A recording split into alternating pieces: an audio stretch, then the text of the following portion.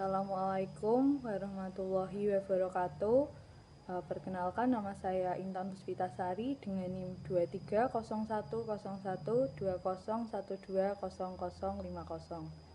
Di sini saya akan menjelaskan perhitungan saya tentang heritabilitas, korelasi genetik, dan juga repeatabilitas pada kambing saburai yang saya hitung. Pertama-tama, ilmu pemuliaan ternak dapat diartikan sebagai teknologi untuk meningkatkan mutu genetik pada ternak sehingga dapat menghasilkan keturunan yang unggul, meningkatkan produksi ternak, dan mengubah nilai ekonomis pada ternak.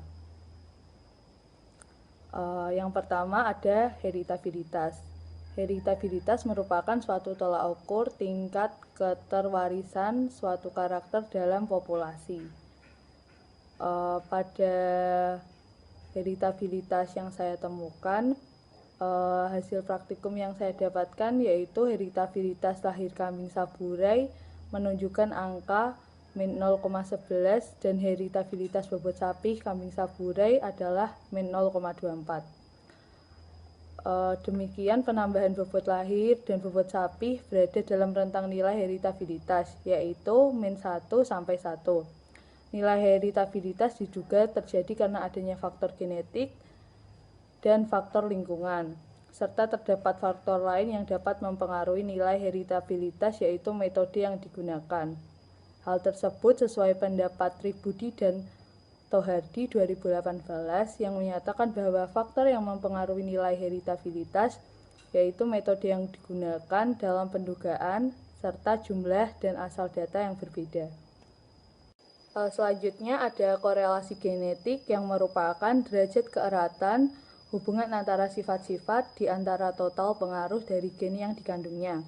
Korelasi genetik merupakan suatu perhitungan yang tujuannya untuk mengetahui seberapa besar hubungan antara dua sifat yang disebabkan oleh faktor genetik. Dari perhitungan yang saya hitung, nilai korelasi genetik yang saya dapatkan antara dua sifat yang meliputi bobot lahir dan bobot sapi kambing saburai yaitu min 1,372, di mana hasil tersebut dikatakan kategori nilai korelasi genetik antara bobot lahir dan bobot sapi tidak memiliki hubungan yang baik. Karena rentang nilai yang baik pada korelasi genetik berkisar antara min 1 sampai 1.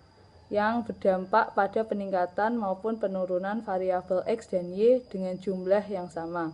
Hal ini sesuai pendapat Eliezer et al. 2016 yang menyatakan bahwa nilai korelasi yang berkisar antara min 1 sampai 1 disebut sebagai korelasi yang sempurna atau baik.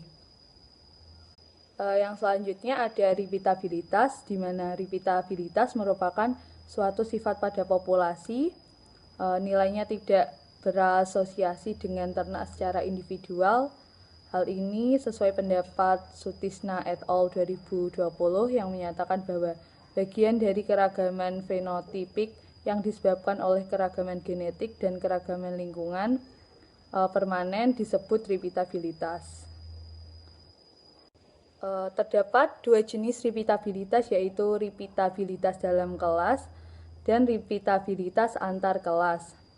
Repeatabilitas dalam kelas merupakan parameter genetik untuk mengetahui tingkat pengulangan produksi. Koefisien nilai repeatabilitas mempunyai nilai selang antara minus 1 atau min 1 hingga positif 1. Nilai repeatabilitas yang mendekati 1 menunjukkan bahwa suatu sifat mempunyai peluang besar untuk selalu diulang pada periode-periode berikutnya. Repeatabilitas yang dihasilkan dari perhitungan yang meliputi repeatabilitas antar kelas yaitu sebesar 0,66 dan repeatabilitas dalam kelas bobot sapi dengan nilai sebesar 0,0753. Kedua hasil perhitungan repeatabilitas tersebut dikategorikan ke dalam nilai repeatabilitas yang cukup tinggi, sehingga ternak memiliki kemampuan yang cukup tinggi untuk mengulang produksinya. Variasi dalam repeatabilitas ini disebabkan oleh adanya faktor lingkungan. Hal ini sesuai dengan pendapat Sulastri et al. 2016 yang menyatakan bahwa hasil repeatabilitas suatu produksi antara individu merupakan hasil yang disebabkan oleh keragaman genetik, sedangkan sisanya merupakan penyebab dari keragaman lingkungan. Kesimpulan yang bisa diambil dari perhitungan heritabilitas, korelasi genetik, dan repeatabilitas ini adalah dapat diketahui bahwa nilai heritabilitas bobot lahir kambing saburai sebesar min 0,11, sedangkan untuk nilai heritabilitas bobot sapi sebesar min 0,24 yang menandakan bahwa ternak kambing saburai memiliki penampilan yang baik serta kemampuan untuk menurunkan produksi bobot lahir dan bobot sapi badan yang sama pada keturunan tinggi.